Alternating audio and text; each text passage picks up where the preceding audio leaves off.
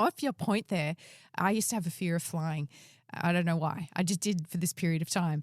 But when I got on a flight one time from New York to LA, and I was really nervous, I was panicking a little bit. But then I tuned in to listening to the air traffic control. Yeah.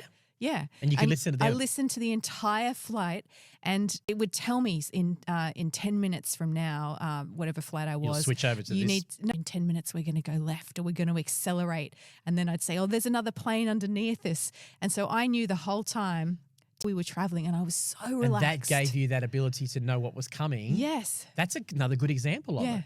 And I know that we could, like you say, lose the suspense in a story and all that, but there is definitely value in being able to understand the direction or where you're headed or what's coming up, definitely. Yeah. And in fact, sadly, most of life is not going to be like that. It throws us curveballs. Yes. In that moment, I really understood be still and know that I am great. God. That's a really good analogy. I like that. So true. And I think there's a little bit of that just for our listeners as you're reading Romans.